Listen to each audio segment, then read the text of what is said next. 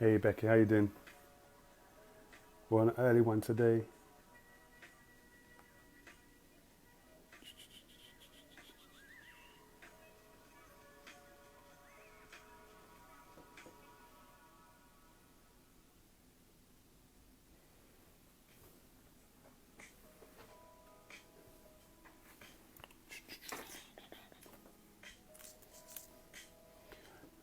Hey, 21 questions. I'm your host, IC. Nice to see you. 21 questions with Dior Bediako. Gonna get it popping today. We're doing an early one today, something different. Didn't? Something different. Hey, how do I breathe?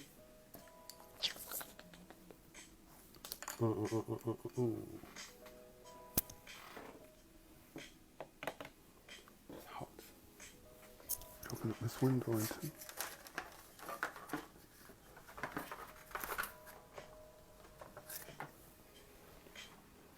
Elizabeth, welcome. Leanne, welcome. 21 questions. Hey, Bree. All right. Big up Dior in the building. 21 questions with Dior Bediako. And we're going to have a great time today. Questions upon questions galore. If you're first time, if this is your first time tuning in to 21 questions, welcome. I'm your host, IC. And this is the Insta Live segment of the Sit Down. The Sit Down is a live Q&A platform where we interview guests, find out a bit more behind the scenes, who they are as a person. And we've adapted this for Corona. And so we've been inviting our guests on and learning a bit more about them. Be sure to go backwards and check out all the episodes that we've been doing. We've done about 11 or 12 episodes now, I think. And so go back via the link in our bio, check out all the episodes and make sure you're up to date, okay? Today's going to be a cool one. We're going to have Dior, and she's going to take us through her story just a bit. But I got some questions. Dior, I hope you're ready. All right, without further ado, because time is talking the hardest, I'm going to invite our guest on, Dior. So let's see if we can connect.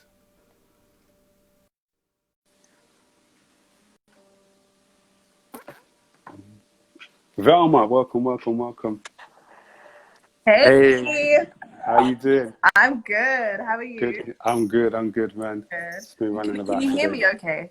Yeah, I can hear you. Can you hear me? Perfect. Yeah, you're good. I'm a Crystal. Cool. Very Really good. clear. All right. Cool. All right, cool. So let's get into it, man. Welcome to 21 Questions. Thank you. Thank you for even agreeing to do it. I just wanted to kind of all this. Yeah, I just really wanted to invite you on because, like, I know you're from church and everything, and I really wanted to kind of unpack your story a bit more. I got my questions. Oh, God. And if you know how Oh, to... God. Don't worry, we ain't gonna hurt you. But I like to ask different My friends questions. are literally walking in. Say hi. Hey, Velma. So Velma's doing it next week, yeah? So Yes, give me the yeah. same energy you give me. I have a I question for Dior. Look at this. Oh, my God. I see. You're not This will be living. the wildest one yet. I have It's a a- question for Dior and I'm leaving. Okay, go on. Go on. Velma, Dior, I hope you're gonna have the same energy on her live. Yes, I will. I Okay, will. yes, yeah. Bring your bottle. Bring your bottle. I'm Bring the bottle. going to take this. Thank you. I'll have that. Keep that here. Oh, do you want one? I was gonna bring Yeah. you. God. Bring me one. I'll bring please. you Okay, one. keep yours and bring me one. Oh, joke. My question is for Dior. Yes. How did she? Let's start it off deep, right? Oh my God. How did she? I love all the comments. How did she find the courage to leave her job? I'm sure Cheers. IC is smart enough to ask you that. Thank you, Velma. Thank you. Cheers. I love it. Yes, of course, Thank you. doll. Dior, make sure you have your bottle for her. Honestly, guys, like the people that we have tuned in, this is actually our real life. Like, this is how crazy my friends are. I'm the same normal chilled one, and they are actually I love it. mental I love it. people. But yeah, we're back. Well, welcome. So 21 questions works like this. Within a allotted time, we're going to ask you as many questions as possible. Yeah. And you have one pass card. So if there's any question you don't want to answer, you can skip it. However, Oh. in skipping that question, you miss out on your prize. Okay, you got a prize, and I'm looking at your prize right here. Yeah, I'm looking at your prize right here. So Chanel bag. if you don't, Birkin bag? No. Birkin bag. If you do not use your pass card, you get your prize. All right. So that's just an incentive to answer. Okay. So, and for those who are new to who you are, in one elevator pitch, give us a quick idea or insight into who you are. Okay. Hi everyone. I am Dior Bediako. I am the founder of Peppy Will Talk and the Cheese Network, which are two career platforms founded to support the career ambitions of young fashion professionals. That is me. My wine has just arrived. Hey. Thank you very much. Okay, let's go. So, Dior, someone wanted to say hello to you. Someone that's quite dear to your heart. Yeah, I wouldn't say too much. Is that okay? Wow, yeah. My actual husband. So Ovi, he found out we were doing the live, right, and he said he's sorry he couldn't be there today, but he wanted to wish you all the best, and said he hoped you're having an amazing time. I am, babes. Thank you. I love you. No worries. Thank you, Ovi, for dropping by. That's the best we can do. Tell me about your Ovi obsession. Where does that come from? Every so often, I see you in the stories. I don't get obsessed with no man. Yeah. Ovi, I think when I watched Love Island, Ovi was literally like he's the look is fantastic. Like, he looks amazing, very beautiful in his face and his body. But I liked his attitude as well. Like, he was so super chilled. He never got like caught up in the like mix up. He was literally like super unbothered on the side, and that is my energy. Like, I'm never in drama. I don't care for it. It's not good for my skin. Oh, like, it's just not me. Tell me about your I was listening to some of your past interviews, and you was talking about your affluent walks, because someone, like you said, you're someone who's calm and chilled, and so you go walking in these particular areas at night time. What's your top affluent spot to walk through? My favorite area like, there's different areas where I love walking, which is where I love being. Knightsbridge. Knightsbridge is like one of my favorite areas in London. I have particular, like, in the daytime, like al fresco lunch outdoors. I love it. Like, sitting outdoors, nice glass of wine, friends, good vibes, just having a chat, shisha. That's like perfect daytime vibes in Knightsbridge. And then in the evening, it's like shisha. I love shisha. And then also, like, it's just nice. Like, the lights of Harrods, the cars that go by, everyone's just dressed beautifully. I used to work in Harvey Nicks when I was younger, when I was a teenager. So I think that's where, like, I fell in love with just the whole luxury life. If I'm honest. And like, have you been to Canary Wharf at night? Have you been to Canary Wharf at night? So at the moment I'm staying in my dad's place, and his apartment is close to Canary Wharf. It's like a 15-20 minute walk. So like, me and Velma try to walk like twice a week. Nice. Oh, nice. So let's get into that, because I see on your Instagram, and especially your stories are people can have fun. Like, even where you are, like Badminton Spa. Like, I'm just like, this luxe life. This is a luxe life. Tell me about the beauty of your friendships and what they kind of mean to you. Yeah, I have, honestly, the most amazing friendship group that I have intentionally cultivated. Like, I don't think I specifically sought out, okay, I want this girl to be my friend. It wasn't like that. It was more so like, do you know what? I want people who are just on the same stuff that I'm on. Yeah. And in doing that, these girls, our paths like cross, because they're all relatively new friends, like from the past, like maybe 5, 6, 7 years. So yeah, I just think our ambition levels are the same, our humor is the same, our mindset the same. So yeah, we get on well, and we enjoy our life. Like, we work hard, and I think that's the part that people see, but I don't think people see how hard we really work. Like, it's like a joke. Like, and undesirable stuff, like things that you're like, wait, you guys have to do all of that rubbish. Like, so when we go in, when we play strong. I don't play hard, but strong. Yeah. Strong vibes. I call it strong vibes. I've got a highlight on my Instagram that says strong vibes. And that is what it's for, yeah? Yes. Yeah, I saw it like I think the week before, you was on some rooftop till like morning. I was like, this that was my is... dad's house. Here it goes. It was like, this is living. But no, I think it's important to have that network around you and to support you through the highs, you know, and the lows as well. And that's beautiful. I see that you have that. You do come from quite a, like you said, that luxurious kind of background in terms of the job that you first got with Burberry. I wanted to know, in that kind of space, you know, with all the Black Lives Matter issue coming to the forefront, in fashion, had you experienced or seen any of those kind of race issues rise up in your own experience in that black lux, that kind of luxurious environment? 100%. I think as a Black person, there's no space that you will exist in where you're exempt in a European country, unless it's a predominantly Black space. So yeah, 100% I experienced. It's difficult to call it racism, but because that's such a loaded word, but it is what it is, and let's call it racism. So yeah, I definitely experienced it in the fashion industry. And actually, I always tell people, but the first 2 to 3 months, or even 3 to 6 months of my job, I found it I worked for Burberry, and I found it internally though, like, I don't wear my, you're never going to see my problems on me. I always say, don't look like your problems, right?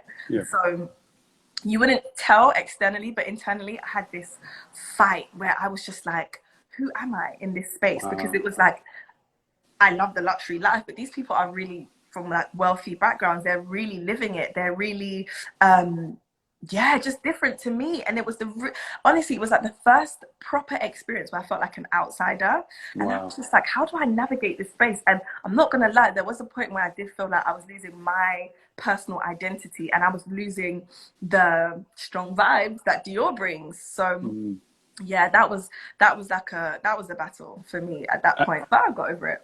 Was that because you felt you had to assimilate, you were coming from an outside and had to assimilate to that luxury background? It was less of the luxury aspect, because for me, luxury is what you make it. It's different to everyone, but it was more of the lived experience. My lived experience was so different to theirs, which made me feel othered, not because anyone particularly went out of their way to make me feel like that. When I just heard of their experiences, like, oh, what are you doing this weekend? Oh, so where did you go to school? Where did you grow up? I was just like, oh, my life is very different.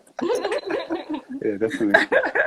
I teach young people about finance, and so that takes me all across the UK. And so I can teach on a Monday in Brixton or Hackney, but then I can be teaching in Cambridge in a private school. And like you experienced, actually, I could definitely see the polar opposites. And I remember there was one school I went to, and in the foyer there was a, you know, normally they have the brochures of the school. And this one in particular was a trip to the Alps. There we go. That was their brochure, trip to the Alps. For the young people. And it just showed me, then I was just sitting there waiting for someone to pick us up, and a gentleman came running in. Oh, please, can you give my son this? And I thought it was a packed lunch. It was a cello, a massive cello that his son had forgotten. And that was the kind of lifestyle that they, like you said, they were living. And I saw, and like you said, you feel othered. You feel like, wow, that has nothing to do with me. I'm so removed from that. And it's again about us trying to navigate that space, but not lose your magic, because actually your experiences count for something, and actually that's what's gonna lead you in your next direction, and actually 100%. Help you connect with your people in that space, or bring people into that space, or whatever it may be. So yeah, it's kind of a tightrope that you have to walk, but walk it, get to the other side, and figure out what part you're going to play. Definitely. Yeah. Tell me about working with Burberry. What were some of the lessons that you learned working with like luxury brand? It is a machine. It is a bloody machine. And also, like, my mindset of now I work for myself, and I always say that I'm always at my desk by 9 a.m. always. And I Wow. always at least aim to finish by 5, 6, because I have that structure of a 9 to 5. Like that is my that was the start to my career, and it's never left me. Wow. But also the machine and how it was so like, and anytime it was getting to fashion week, we would have these all hands meetings. So it was like every day you had to come in at 8, and every team would feedback on what they were doing towards the show. And I never realized how many teams were involved in putting together a 15-minute fashion show. And you realize Wow. that, yeah, it's crazy. Like the show costs hundreds of thousands of pounds. You have the music team, the PR team, the design team, the product development team, the e-commerce team, like everyone was involved. And that's what made me see that this is a machine. It runs like, it doesn't always run smoothly, but what machine does, it's man-made, it could break. Yeah. You know? Yeah. But yeah, it was like a peek into this world that I was always fascinated with. And it just showed me that actually it's just real people making this thing run. Yeah. And the teams, like you would see, let's say Burberry did this first company to partner with X and blah, blah, blah. But then the team that's putting that together is like 4 people. And you're like, what? Wow. Yeah. So that, it was honestly, it was so fascinating. So fascinating. Is there any other brand besides Burberry that you would still love to kind of work with and get inside that machine? Do you know what? So at the moment, I'm at Babington House, right? So it's part of the Soho House group. And it's like a group of members clubs. They have so many around the world. And the Soho House group is so cool. The team are amazing. The houses are amazing. The experience. And I think if I was to ever go back into work, I would want to work for the Soho House group. Genuinely.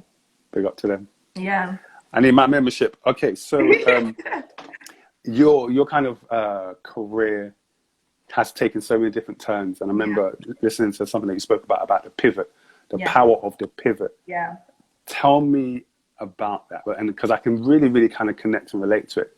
In what sense? So, those who might know or not know me, I do music as well. Yeah. So, a lot of people know me from music, and therefore, that's what they would expect of me. Music. But about a year or 2 years ago, I heard God kind of say to me, pivot. Pivot. And I didn't understand why. This had just been after I released my album. And I had said, I've got a daughter coming on the way. I'm not going to do any music. I just want to be a father. I don't want to be a rapper father. I want to just be a father. Yeah. And I felt God say, pivot. Yeah. And it was pivot towards the sit down, to really, bring it up and kind of cause it to flourish and put your energy towards it. And I feel that now I'm seeing more and more the power of being able to look to your left and not always just focus on your right, because there might be a time when you need to shift. Tell me about the power of the pivot in your life. Thanks for sharing that, first of all. And secondly, I first learned that word pivot in secondary school when we used to play netball. Yes. And a pivot is actually when you want to give the ball to someone else, or you want to make a move, and you keep one foot on the ground and the other. So I think you have to keep your left foot on the ground and your right foot can move around.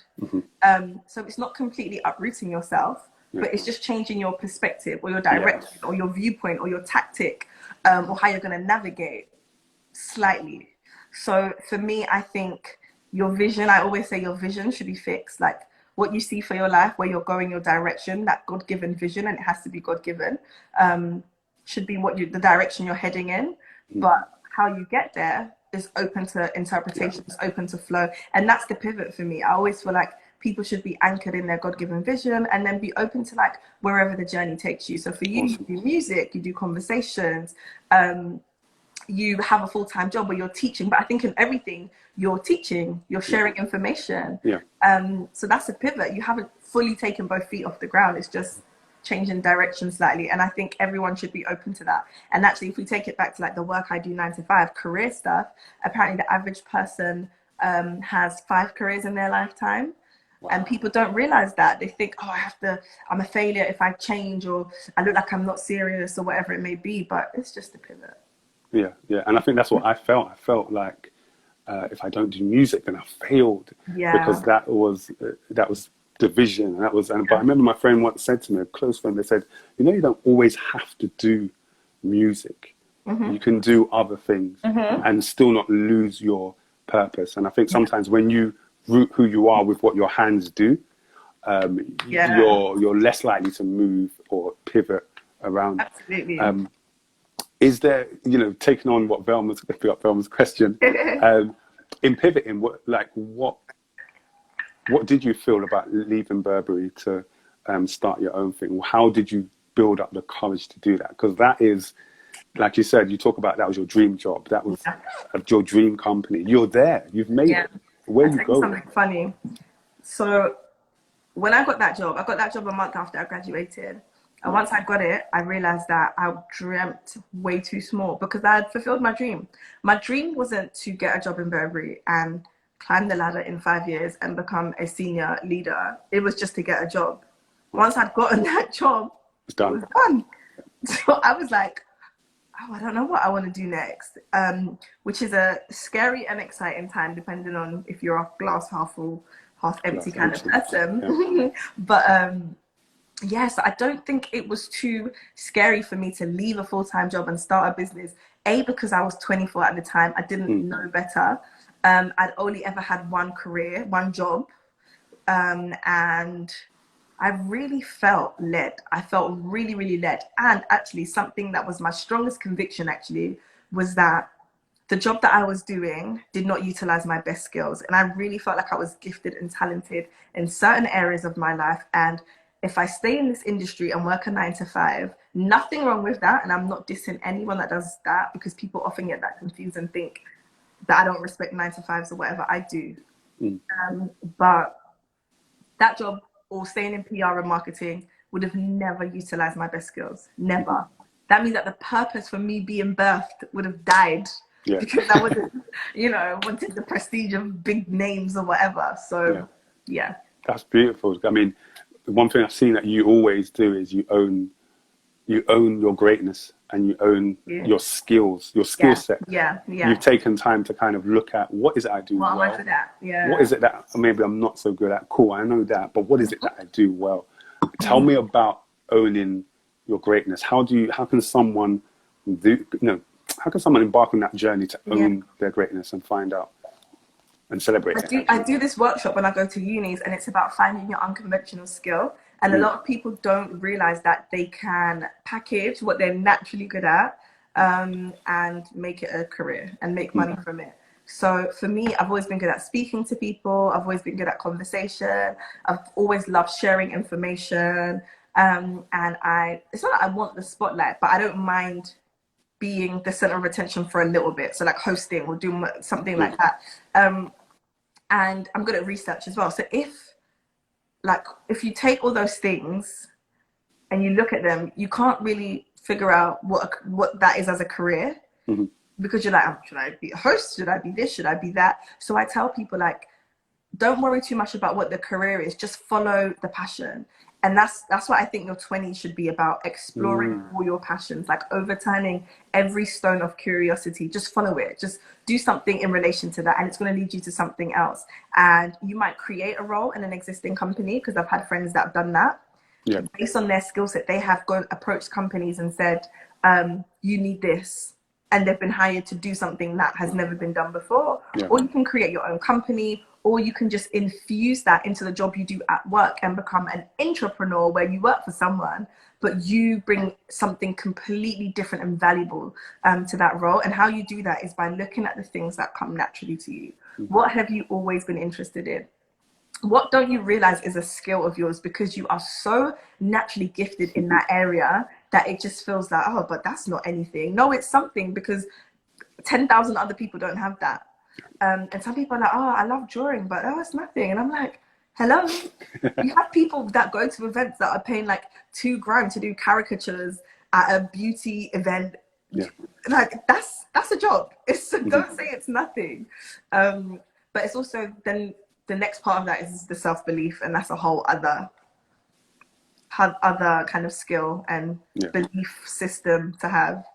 And I've heard that you spoke about people would look at you and just assume, you know, Yeah. You know, Dior is just always confident. Dior is always on 100%. Tell me about the times when you're not 100% Dior, when you're not 100% confident. I don't want Give me an example as well. I don't want people to think that like the Dior that's not confident is not Dior, because I'm just human. Do you know what I mean? I'm normal. Like sometimes I'm on 100%, sometimes I'm on 20, and actually I allow myself to be real, to be human, live like that. When am I not confident? I guess like in new spaces, but what I have a tactic where I really do a lot of self-talk, and I'm just like, it's fine. Say what comes to you naturally. Say something funny. Be yourself.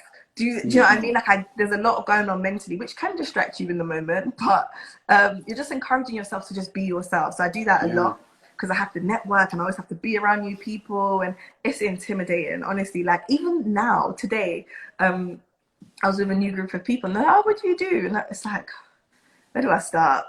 Like, not that I do so much, but sometimes you feel like, what do I even do? Like, why do I even do this? So yeah, and situation like that, I'm not always confident.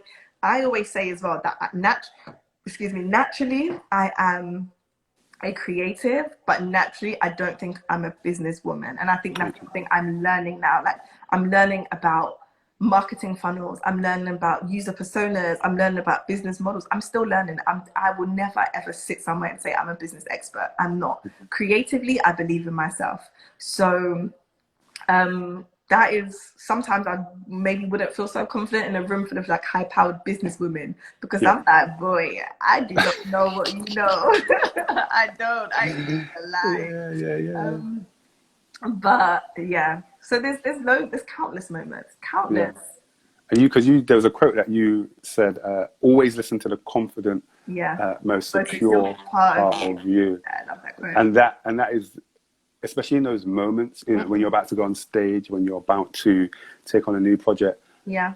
I love that quote, because it's like, there is a part of you inside that says, you can do that. Literally, there's you can do that. A part of you that is rock solid, that is sure, that has complete belief. And you have to get through all of the mess. And it takes honestly, it takes a moment to tap into it. It takes a moment to tap into it. You literally just have to be like, I've got this. And then that's it. But it's coming from within. But if you don't cultivate that space, and if you don't even believe you have that space, you ain't going to be able to tap into it. So you really, like now, I really try not to do any negative self-talk. Like, even if I have done 20% of my to-do list and I'm like, oh, I could have done better, I'm still like, Dior, no one can do your work like how you do it. You didn't do enough today, but you did good. Exactly. And I don't lie to myself. I'm not like, you still did amazing. Because the work needs to get done. You know?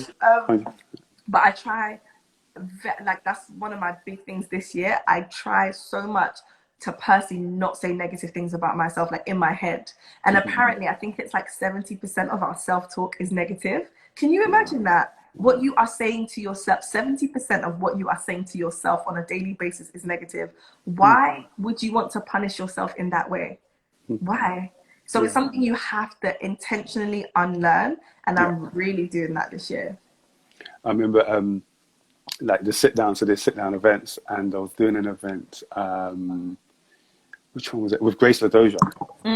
We did, and I remember, because up to that time, I had only interviewed I'd only interviewed people that I knew personally. Right. Grace was the first person who I didn't necessarily know one-to-one. Yeah. And I was thinking, okay, so, man, how's it going to be when we go on stage? I hope we connect and everything. And then just before she arrived, I remember thinking, it's cool, bro. You can do this, but you can do this. You do this. You do this. You do this. Let me tell you something. I want to stop you. Sorry to interrupt. So again, I have this confidence workshop that I do. And the line, I remember I read an email once, and that line just stuck out to me, and I use it in my workshop. It says, confidence comes from past performance. The fact that you can say, I do this, it's enough. Regardless of how this moment goes, you're going to do your best in it, because that's what you can control. But prior to this, in so many situations where you've killed it, and don't even, did it pause? It's not even about the outcome from previous situations. It's about the fact that you did it in previous situations. I do this, like literally. So yeah, that's amazing. Tell me, how was your experience when you was hosting live talks? 'Cause I know you was talking about that experience. So. Crazy. Do you know what? Yeah, I picked an outfit. This is funny. I picked an outfit that I knew looked good on me, because I was like, boy, if I flop, at least the pictures. Hey, that is a tactic. At least the pictures are gonna look good. At least I'm gonna look good on stage. At least people, you know, will be looking at me and thinking positive things. Like literally, I was just like, and it made me feel good. First, like that's the most important thing. At least I feel good, and when I feel good, I perform better. It's a fact. Like we do as humans. So yeah, it was nerve-wracking. I can't even lie. It was nerve-wracking. Who were you interviewing again? So Yvette is Beyonce's publicist, and she's been Beyonce's publicist since she was in Destiny's Child. So she was Destiny's Child's publicist, and then now she's like Beyonce's right-hand woman, and she handles, I think she's the president of Beyonce's Be Good Foundation as well, something like that. Yeah. And then Shayla, who is the chief of staff for Will Packer. And then I did a panel that same day with some incredible women in like music and business. So yeah, it was a lot. It was a lot. How did you feel at the end? Oh, that day was my friend Mercedes' birthday, so we just went to her party. And I was just like, my hair's natural, right? So I was just like, yes, I killed it. Went to Mercedes' party, we done. As soon as even now, my hair's frizzing up, so I shouldn't even be doing this live. I look crazy.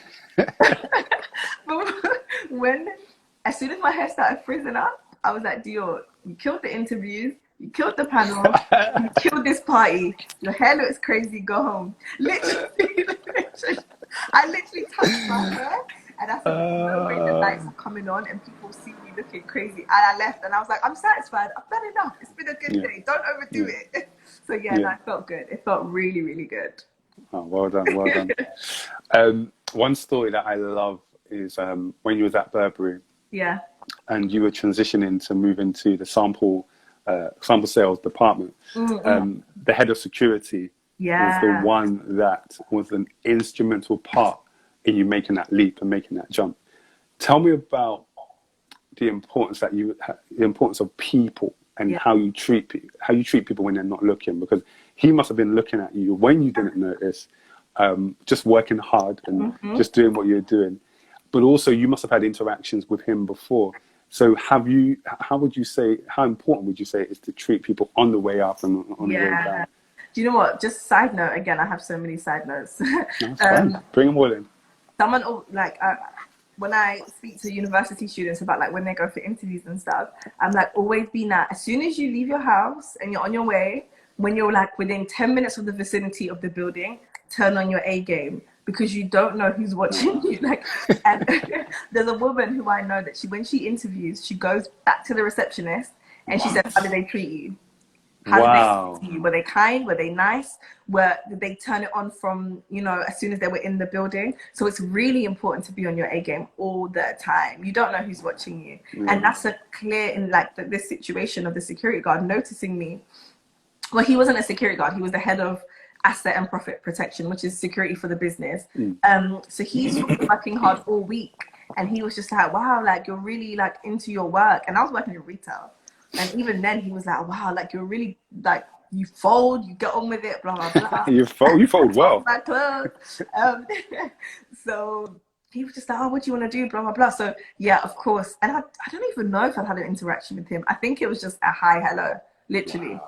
Because he's always at the front of the building. But he noticed something in me that I didn't even believe in yet, because I wanted to just go straight to PR and hand in my CV, and I didn't have the courage. But he was like, no, I'll do it for you. So yeah. Have you spoken since? You know what, he was supposed to get, I think, a £250 recommendation fee. So yeah, we did speak so he could get his money. And also I worked there for 2.5 years, and so did he, so he was there every day, so I saw him all the time. Yeah, that's beautiful. And I remember there was a time I was doing an event, and the venue, they flopped with the sound, so I needed a PA system ASAP. Yeah. ASAP Rocky. I needed a PA system, and I called my friend who's a sound technician. I said, bro, I need a sound system like today. He said, you know what? Hold on, let me call someone. He calls him. He said, look, he can meet you tomorrow at this place. Yeah. I've given him my vouch. Yeah. So the guy was a bit hesitant to lend it to me. He doesn't know who I am. But he agreed. I went to meet him. The guy came out of the van, came around the corner, and boom. Who was it? This guy, the guy who's about to help me in my desperate hour of need. Yeah. He was the sound engineer for an event that me and my brother, when we were in a group commission, he was the sound engineer for an event I did in about 2010. 2010. So this is like 9 years later. Yeah. He said, oh, it's you. Oh, you know what? I'm okay now. I'm at peace. Look at that. Because the interactions we had 9 years ago were so good and amicable and peaceful that at that moment in that time, he was more than, he was going to charge me. He said, nah, it's cool. It's whatever, man. Yeah. Just drop it off. Your reputation is an extension of your personal brand. It really is. And I think sometimes people just want to be themselves. I just want to be real. I just want to, but you just honestly, I'm just me. Yeah. I just am who I am. You know what? Who you are is not very nice sometimes. Yeah. So prioritize being kind because you don't know who you're gonna need in the future. And it's not about only being nice because I might need this person. It's about prioritizing that as a dominant feeling you give people, that you're nice and you're kind and you're peaceful to be around. And that's an example. Beautiful. Ladies and gentlemen, big up to you if you just joined us for 21 questions. We have Dior in the building, and she's just given us the gems. And so we're just so grateful for you joining us. Give us a couch in the comments section. Just give us a little couch just to know that you're there. Let us know how you're feeling, how you're enjoying the session. Someone says you have lyrics. I need to take note. Okay, take note. But yeah, let us know how it's going so far, man. If you're watching this on replay, thank you for joining us. Make sure you check out all our episodes. All right, you've made it. Well, we've made it almost all the way through. No, really? How many questions have we done? We've done about 11. They need about 11 this questions. room back. I'm so sorry to be a pain. They need this room back soon. So okay, no, we can speed through. No problem. We've only got a few more left. Cool. I want to ask you about your faith and how that has helped you along the way in your career, but also more so in your personal life. Yeah. Do you know what? So now, like in terms of career, I would speak about like working with young people and helping them with their climb in fashion and solidifying their career as fashion professionals and just believing in themselves. I find it so difficult to advise people without bringing God into it. And it's like I'm supposed to be this careers advisor and someone who's helping you get your first start in the industry. Yeah. And I can be speaking to you about CVs, and the next thing you know, I'm like, because God. They're probably like, this girl's crazy. Like, why is she mixing the two? I genuinely don't know how to advise people about bringing God into it. Like, even when I do videos for my platform, like I will still mix Bible verses. Like it's just who I am. It's the truth. I'm not even lying. Yeah. But I think my journey would have been 10 times harder without faith, because there's too much uncertainty, actually, too much. In fact, things are probably more uncertain than they are certain for me. Like, genuinely, everything I'm doing is brand new. No one's really done what I've done before.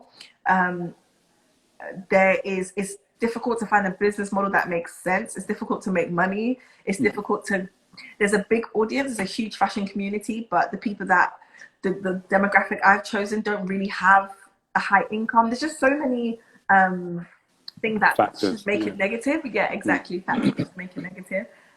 But with God, like, honestly, I'm so focused. I have a very clear vision now. I know where I'm going, the journey. I trust God. Every month I'm like, okay, God has told me to do this, so I'm going to do that until he gives me the next instruction. And that's what I believe. I believe that God is not going to give you another instruction until you obey the last one. Yeah. And you put your all into it. And even if it's small, you still have to do it like it's big. Yes. And care about it and love it. Yeah. I think you do that so well. Like, honestly, your graphics, your dedication, your consistency, the caliber of people, it's amazing. So well done. Oh, thank you. Thank You're you. welcome. Honestly, I think it's so cool. Thank you. Yeah, so that's me and my journey. And I really feel like God carved out a space for me that is for me. It's my size, it's my vibe, it's for me. I love that. The work I do now is so right for my character, my personality, my work rate, my interests, my just everything about it is just for me. So yeah, it's all good. Beautiful. You love learning. You express that. You love learning, whether Been a it's bit reading. lazy recently, but yeah, I do. Say again? I said I've been a bit lazy, but actually I haven't been lazy because I've done 2 webinars this week. So Come actually, on. yeah, maybe I'm not lazy. What's one of the greatest things that you've learned in this crazy, uncertain 2020? Both on a personal level, but also on a career-based level. On a personal level, I actually feel lucky to have the luxury of not having a big company, which is mad, not having made it fully, because I'm seeing how people that I know who have bigger businesses really suffered and really went through it and didn't know how to navigate. And I was like, I'm cool. Like, my work is still fine. I'm still okay. Like I don't have employees to worry about. Yeah. I'm not worried about how I'm paying someone. So I was like, oh, thank God I haven't made it yet. That would be hard. And Sometimes God is protecting us from ourselves. yeah, and it's like, thank God I haven't made it, huh? That's weird. Yeah. But for real. And then on a career, what was that career? Or was that personal? It was both, bit of both, because my career and personal are one. Another thing I learned was I found a lot of peace in this period. And I was saying the other day that it's so sad to me that other people haven't had the opportunity to be still and not have to do much. And actually, they've had sick family members, they've had family members pass away, they've been sick themselves, or they've lost their jobs. And I feel so lucky and blessed to be able to just like, I haven't chilled like that, but I have had time to rethink a lot of stuff. And then now that Corona's lifted, I've been straight back out. I've been living my life with my friends, and I don't take it for granted at all. So yeah, I think I've just realized how lucky I am actually, and I really want to complain less. Complain less. Oh, that's a t-shirt. That is a t-shirt. All right, last 2. Yeah. Which lesson would you like to teach to your Parisian children? Parisian? Yeah.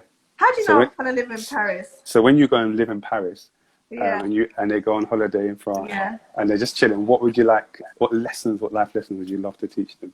I really deeply want my children to feel comfortable in every single space.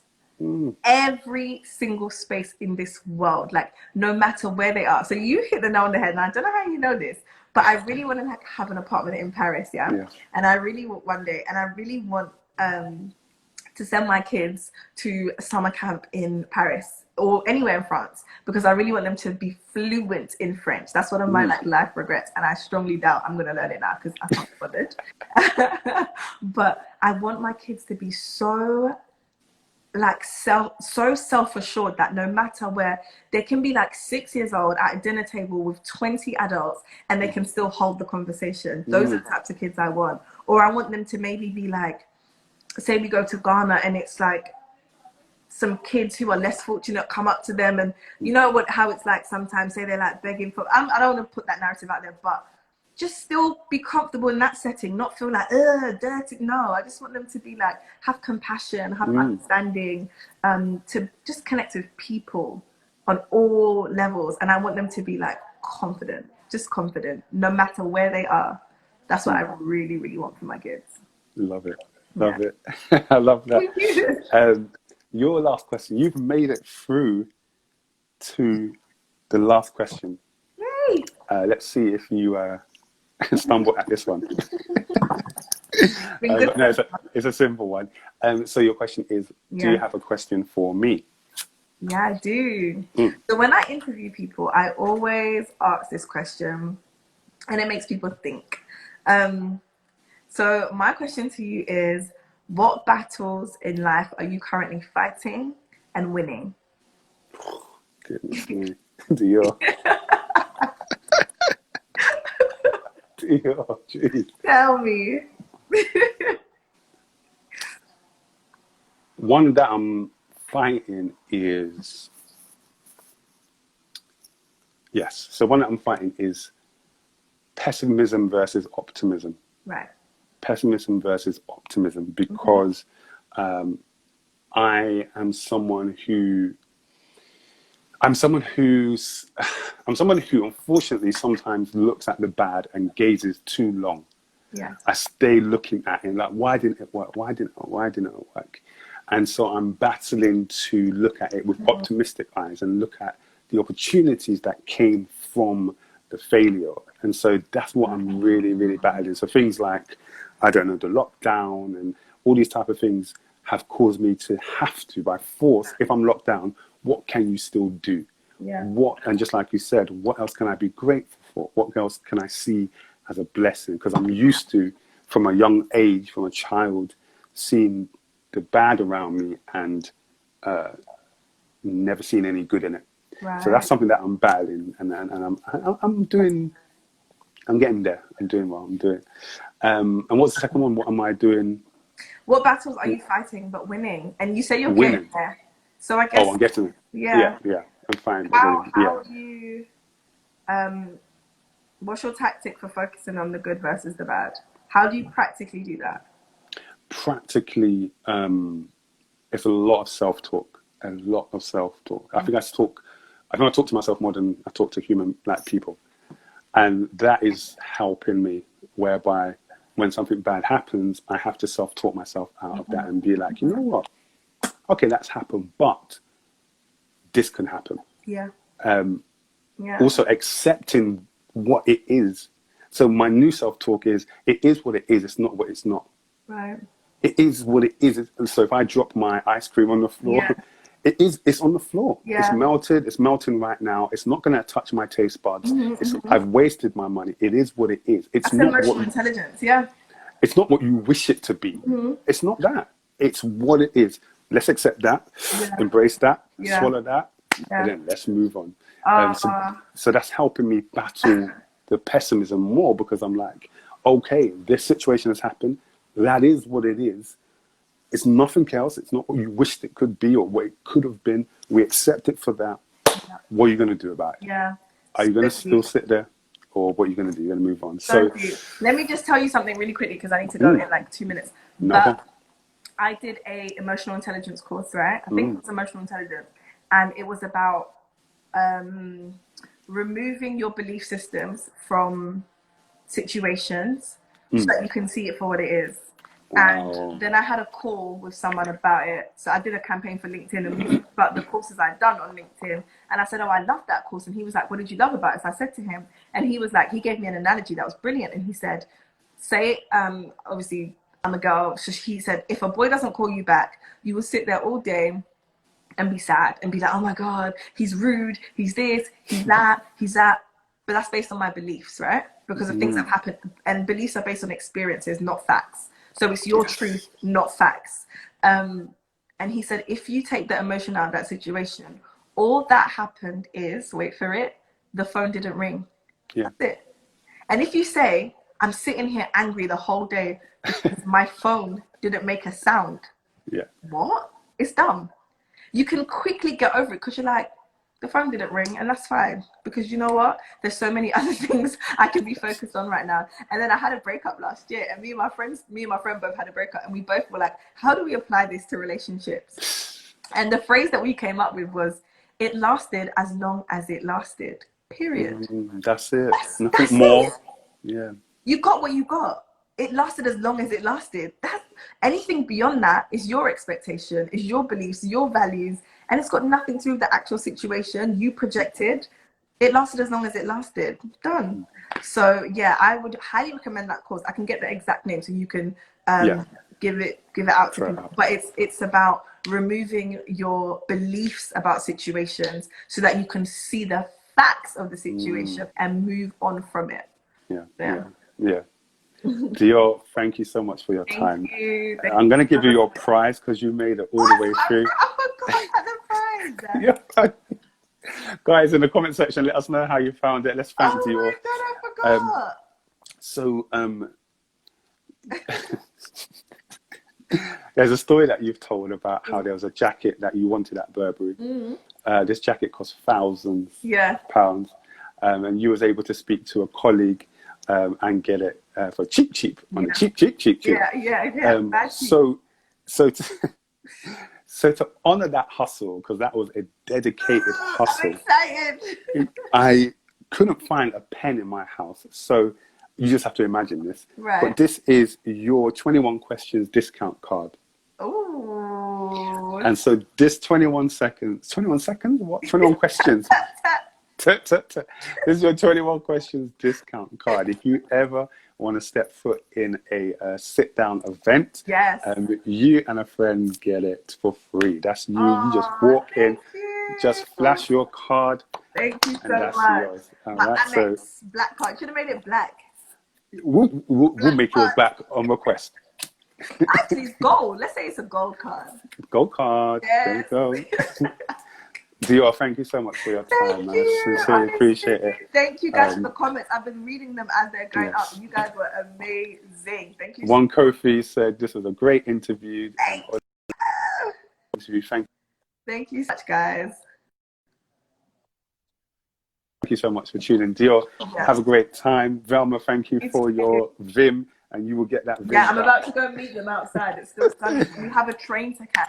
Oh, yes, London, no problem. So we gotta no go. problem. Take care and God bless. Then, take care. All right? Bye. Take care. See you.